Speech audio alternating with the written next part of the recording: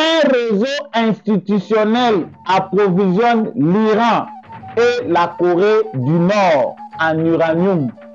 Ce réseau-là est composé, selon lui, de gouverneurs Fifi Masuka, Saïli, Jacques Kaboula, Jean-Claude Boukassa, coordonnateur du CNC à la présidence de la République, les députés nationaux Albert Yuma na Moïse Atumbi.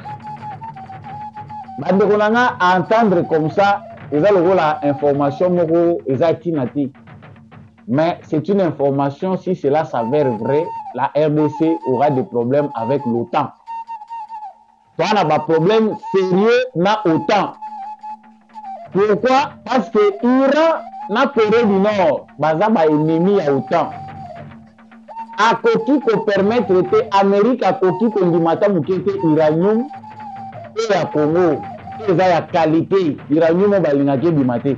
Pour la petite histoire, bande ko musu bayo baka histoire te. To ko moli ka parenthèse. Vous allez bienvenue na Tindika Télévision. Samba Olonga de père et de mère Azane Senghwa Koyeba Bino ébélé à travers République démocratique du Congo, à travers le monde. Na pesibino matondo mingi ndenge boponi etando oyo pona ko partager basango ya République démocratique du Congo toyebi ke actualité ezalaka kaka rose te, actualité na biso pe ezalaka na amertume, actualité na biso ezalaka na makambo ebele meto linga Congo ndenge ezalaka justice ya Nzambe erataka te, justice ya Nzambe moto moko te a échapaka na contrôle nango soki okosalaka mabe okanisi moto akomona yo te to po okosala mabe okanisi ke yo za yanke yeba yango ke tôt ou tard okofinir par kofuta mabe oyo salaka. À la une y a actualité na biso esengeli toyeba ete Fortuna Biselele, ancien conseiller spécial ya Félix Tshisekedi azali ko lancer alerte pour un réseau institutionnel et ezali ko approvisionner Iran na Corée du Nord na uranium. Atangi bakombo ya bato oyo bazali ko approvisionner Iran na Corée du Nord na uranium. Bakombo ezali na kati émission oyo ba gouverneur oyo bazali en place, ba ancien gouverneur na ba député. Accusation oyo ezali grave.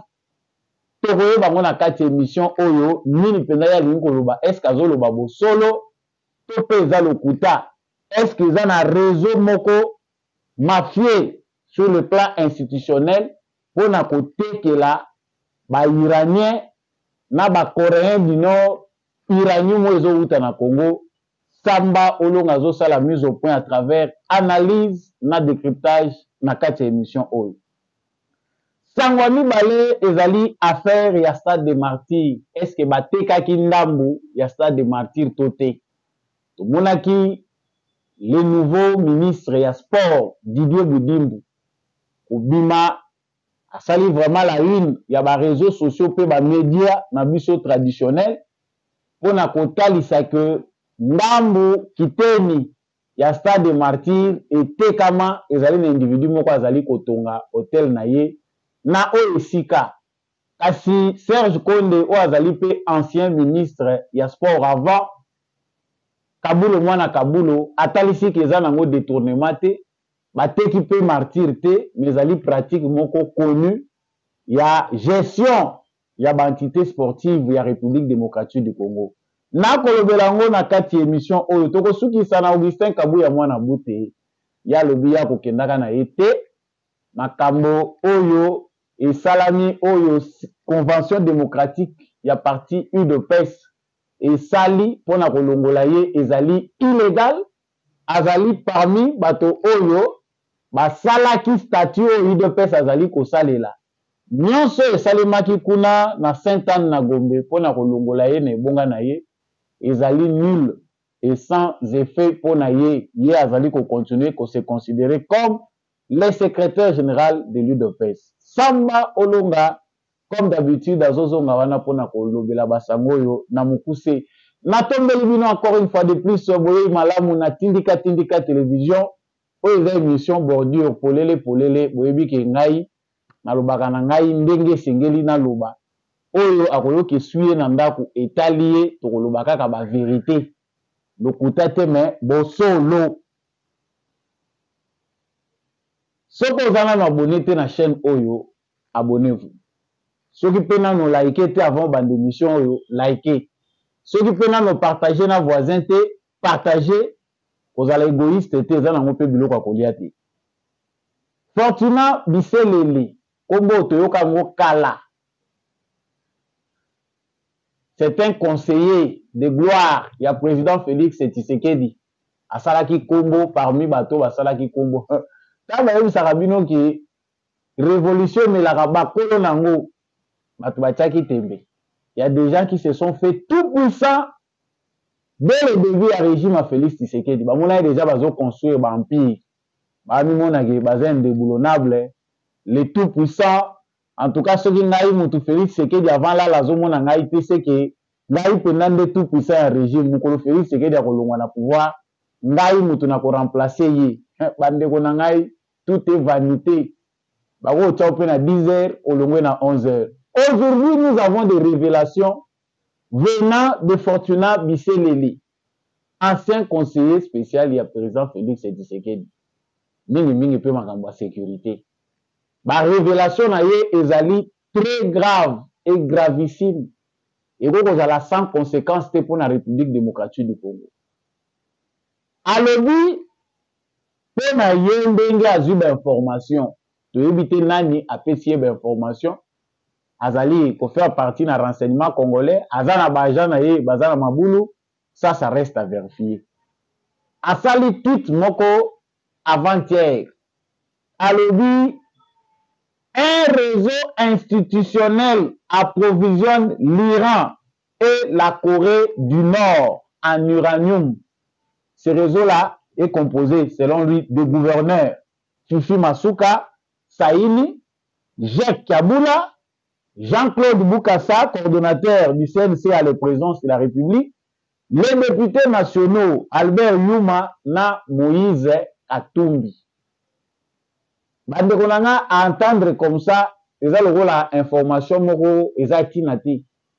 Mais c'est une information, si cela s'avère vrai, la RDC aura des problèmes avec l'OTAN.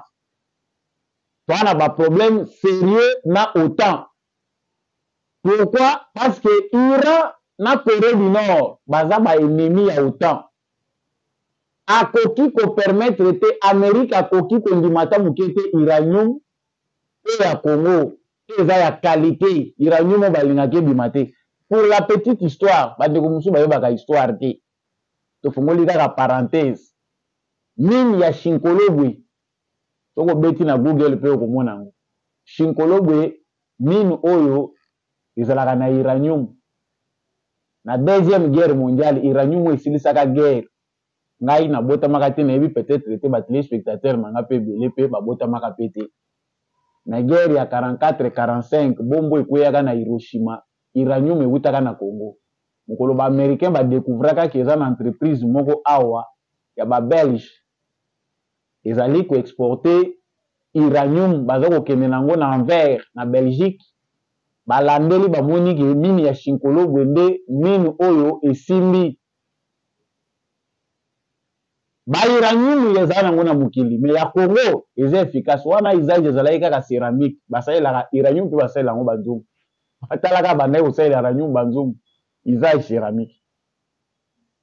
Mais badécouvrir mine wana ntango baaméricain baprofite nango pour ne pas vous faire passer le temps bakotisi belge na kati ya trioka moko ya lokuta baescroquer bango na makambo eyaka ya ba plan Marshall ndenge nini ba américain ba soutenaka ba européens pour les aider ba se relever sur le plan économique après guerre. Ba américain ba s'approprier mine ya Shinkolobwe ba pia ba exploiter en outrance. L'uranium du Congo a permis aux États-Unis de multiplier les têtes nucléaires. Banda lelo banda wana ba américain ba linga otika sous Congo te. Certains historiens balobaka ke la Belgique avait bradé Belgique et Kabelaki nango Congo na maboko ya États-Unis d'Amérique. soko kei bato bayebi shinkolo bacha mama na béton ya monene volume donc ozo soko vi Congo bato babukela ko buka te lelo mais ba miyibi moko ba comprenaka parce que makambo biso il azoloba une part de la vérité c'est se révélaka bato bolandaka ba documentaire époque ya Moïse Katumbi ba accusation wana il s'avéra qui vrai ba crever ndenge batimolaka bakenda CCCC pe bakenda tina ba zone interdite wana ba mine oyo ba américain après avoir exploité autant balobi te soto tika yango polele bato mosusu bakoya na intention banda ekobima na désordre moyen to gérer eza te loka biso na tosali ba arme nucléaire to bétonné yango mais miyibi kaka ya moyibi to ba moyibi mondial esali ke ba grand voleur bayaka koyiba ba petit voleur pe baza bayibaka na bapau na bakongo na baso bazokende kaka ya kodiota ti bazongela baplace yango mpe na ndenge moko toyebi te. Moïse Katumbi a été accusé que na époque azalaka gouverneur azalaka na bapratique wana c'est lui qui aurait favorisé que uranium ebima na Congo pour se retrouver na Iran à l'époque ya Joseph Kabila eloko wana elukela Kabila Joseph Makambu soki Kabila zwa problème na Israël c'était à cause ya l'uranium oyo Moïse Katumbi kopo ya banda ekosala ya kobimisa ngo na marche. Mais le dossier oyo ezongi lisusu sur la table avec un ancien conseiller ya Félix Tshisekedi qui était condamné na ba dossier après toyoki babimisi ye justice ya Congo nga soko yebi te na Congo kanti ko yebi tuna na Congo so ipo yebi ozolobaki oyebi pe kaka te bakangi yo batiki yo biso pe dato misana biso ke osa mabe osa mala bakangaka batikaka na bango on ne sait pas concrètement après la justice conclut quoi toyebaka na biso te tomonaka ndenge bakangaka François Beya bakangi ye papa François Beya coup d'état nasala boye biso tozeli tolobi condamné à mort bakondamné pas à mort te a se retrouva libanda ya mboka pour des soins nya toyebi François Beya place azalaka te prendre biselele be azana ba dossier balingi basala coup d'état basali de tolobi nyonso esengeli toloba en fin de compte libéré pour des soins de santé. Aujourd'hui, muto abimaka pour des soins de santé. Justice ebisa biso te dossier na ye conclusion nango ezalaka nini. Parce que le problème de la justice congolaise eza kobanda likambo pe kosilisa. Aujourd'hui, nous avons des révélations venant de Fortuna Biselele. C'est grave pour le régime Tshisekedi. Alors que la libanda ya mboka. C'est-à-dire devant n'importe quelle chaîne à télé, il est prêt à répéter les mêmes choses. C'est-à-dire mutu moko oyo poto yoka ki selon ba raison na ye. Alors luka ndenge nini ya kozonga na kati ya cercle lokola ya lingaka mingi makambo ba information ba renseignement ayaka koyebisa président ba information na ba renseignement biso oyo pe munoko etoboka tozoloba ka makambo supe ya koloba te alingaki ya zonga po balukela ye esika abatama lokola pe mokonzi abeti ye kara parce que makambo soni eleki ebele awa mokili mobimbe moni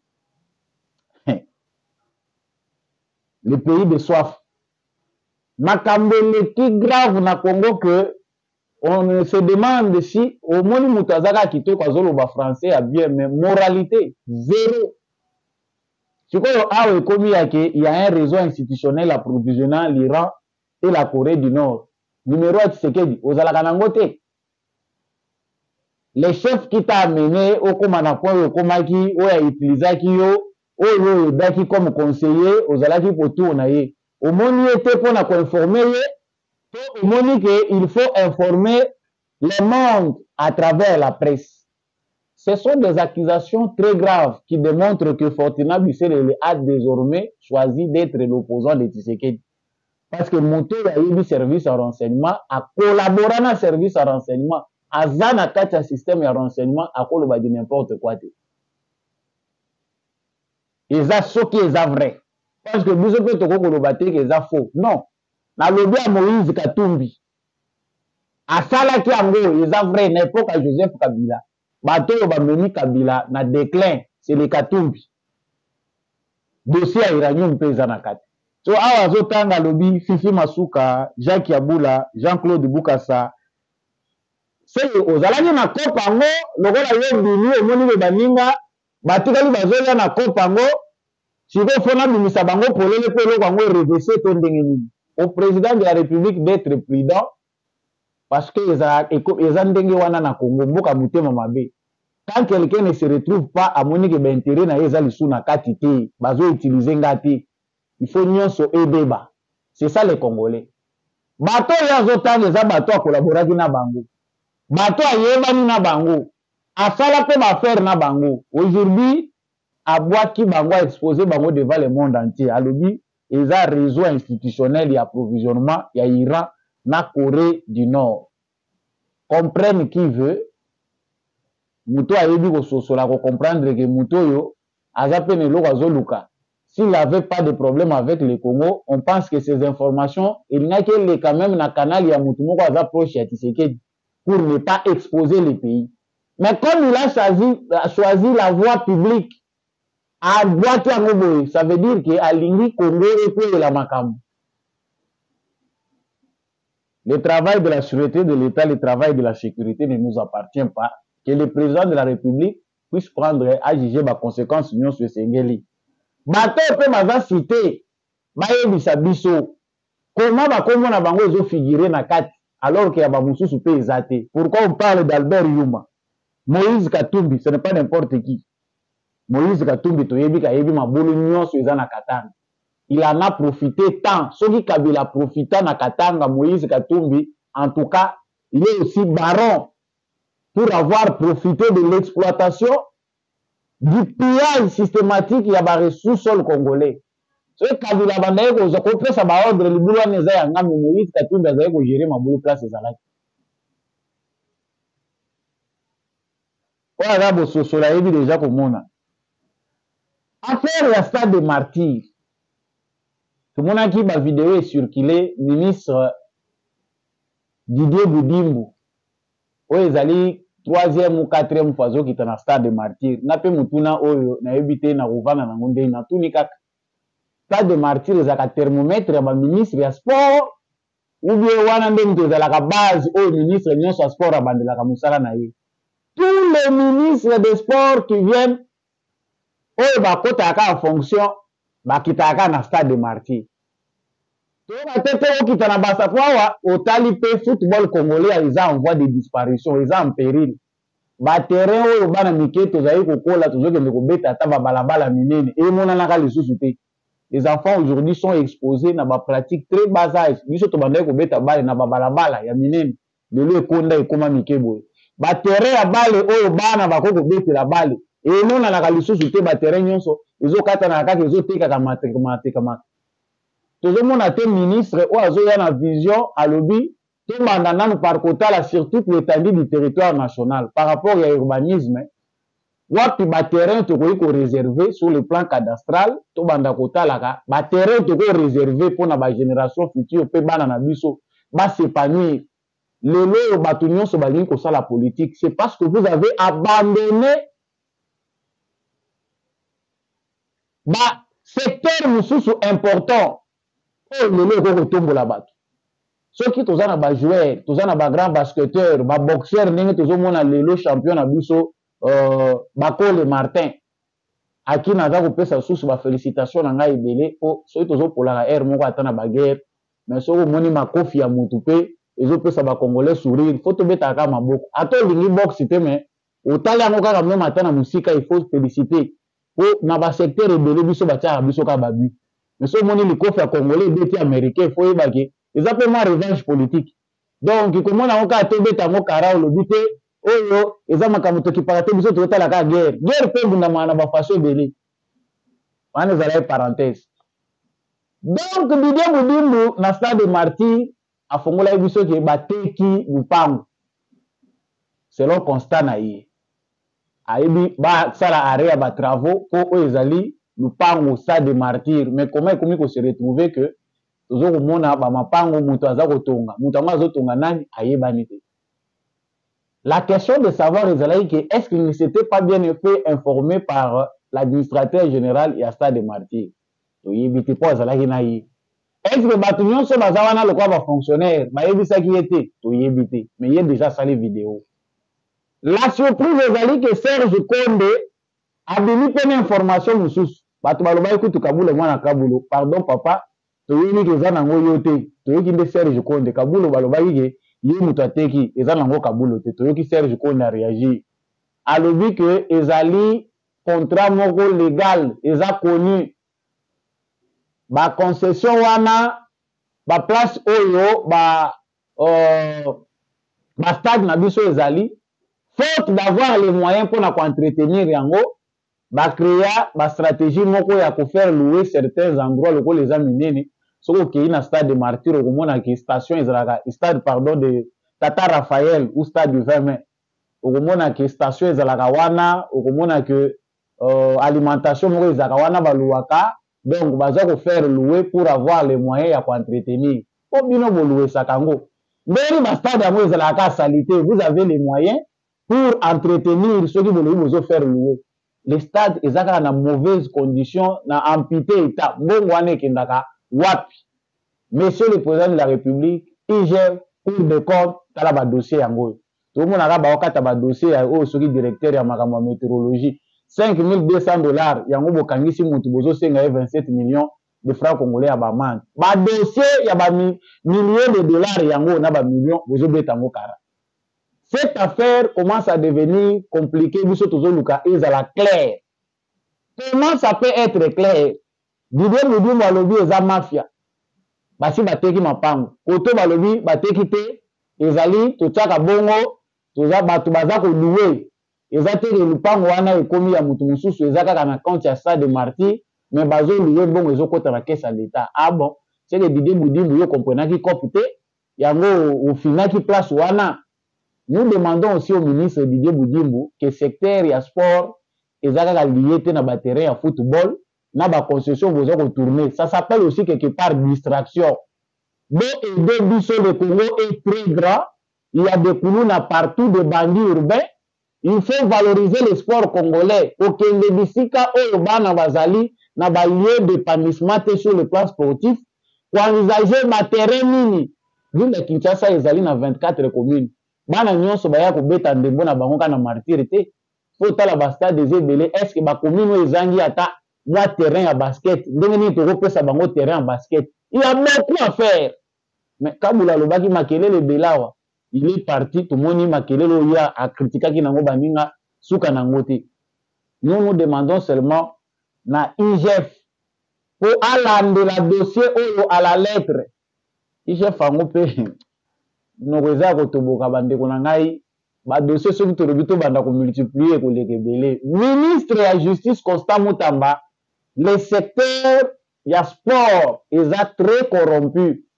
Si les athlètes congolais aujourd'hui, bazali en voie de disparition, ils allaient pour secteur wana, ils ont pris en otage par des politiciens qui n'ont aucune vision. Vision sportive exacte, alors que tous ont un talent, et ils ont chômé. Nous avons botani azana balle na lokoloti, azako kufa pour encadrer exacte. Ba basket, nous n'en parlons pas. Basket est possible soba. Ba titre rebelle, mais wapi ba stade ya basket au l'état congolais a tongi na ba province clé. Tout se résume en football. Donc se développer ndenge nini. Allez bozu 6 athlètes botindi bango ba kendi na ba Jeux olympiques. Alors ils besoin préparer bango te. Donc chers téléspectateurs, il y a à boire et à manger, l'actualité congolaise n'est pas faite seulement de sourire. Ils ont makambo ebele pe za na kati. Tolo soki sa na sujet est important pe ya munene. Augustin Kabuya mwana bute. Bato balingaka ye babenga kendenge wana mwana bute. Ya lobi le moment n'est pas encore choisi. Nyonso esalami na convention démocratique ya parti na ye. Ndenge balobi ke balongoli ye batie mutu mususu eza théâtre. Il ne prend pas en compte. A organisé qui matinée politique lobby pour expliquer ça. A lobby eza soni.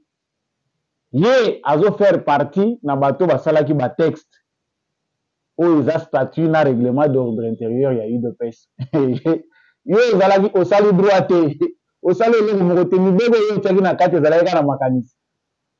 Moi koloba mingi ezali te. Mais qu'est-ce qui se passe réellement au sein de l'UDPS? crise ya UDPS ezali ekei ti ole suka nango na limité yango lelo elati ba institution. Président de la République ata na linzaka mopanzi faut beta pour que ordre zonga na parti na yo. Toyebi que officiellement parlant, le président de la République Félix Tshisekedi n'engage plus l'UDPS. Aza lisusu makambo ya membre ya UDPS ta aza président de la République. Mais na luro soki ka UDPS etikali kaka ya bato baza kowelana. Ndenge Augustin Kabuya alobi likambo kibonga yo moyen atika UDPS. Eloko mpe ezalaka soki omoni yo nde moto ekomi obstacle mpo na bato. Soki oza na bolingo ya communauté opesi mokongo tiki totala nano apres nga soki bakobonga lokwa balobi nga moto nazobebisa okei mpona nini culture ya démission ezozala te na Congo. Il faut komba kaka na point bato bayini yo. Est-ce que 6 ans eza moke? Augustin Kabuya vous avez géré avec Jean-Marc Kabund. Jean-Marc Kabund kutu babengana ye nga ya kobengana na UDPS. Aujourd'hui certains les regrettent. Mais il faut savoir partir. Pourquoi il faut qu'à humilier yo? Nous savons comment ça se passe à l'UDPS. L'UDPS c'est sans akabat. Soko komi na point ya boye, omoni ke batu basepeli lisusu na ngate. Ata oza na 10-20 personnes bazo continuer ko encourager yo ndenge Pharaon ba encourager ka ye kilanda bana Israël. Faut tirer des leçons. Le parti présidentiel aujourd'hui ne vit pas. Tozo ko yeba te 2028 e kozala ndenge nini. Après Tshisekedi e kozala ndenge nini. Le parti cher a été Tshisekedi o biso nyonso tobomela mai na makila. Jeunesse sacrifiée. Aujourd'hui, j'ai des larmes aux yeux. Le fils de l'UDPS, Bano Babunda, Baza Kobenga Bango le lobe analphabète, Baza condamné à mort par la justice du Congo, Félix Tshisekedi président. Kabila a sacrifié Bango à Lobi na Yebi Bangote. Faute d'encadrement, la jeunesse de l'UDPS est dans la rue. Après tout ce que Kabila a fait, Izaka Kosala Mukanda Lobi, Bawana na Yebi Bangote, Baza aventurieux. Comprennent qui veut. Les institutions restent, les gens passent. Celui qui a dit que aux incontournables, aux Nzambe, Etienne Tshisekedi, où il y a comme une dimension Nzambe ya politique, à Koufaki. Vous allez passer, l'UDPS va rester. Peu importe les prix. Émission, il y a Mokola Lolo, Souki Wana, Boyebi en solo penda que actualité est à passer. Nyonso koloba makaboye po lete mukeo tolobaka mususu pe bo developaka na bandako pona ko sosola penda ndenge politique mboka ezali ko continuer ko tambola. Soko sepela ki na émission oyo liker, partager yango, ko bosana te ko s'abonner na chaîne soko za abonner te. C'est toujours Samba Olonga. Omonanga na n'importe quelle plateforme pour vivre message ça nini et comme pour congolais afongola miso. Si vous voulez vraiment appeler Samba Olonga, c'est dans le plus 243 82 349 65 26. Émission Nabino Bordure, Polele, et Sukiwana. Tokutani, na prochaine émission. Au revoir.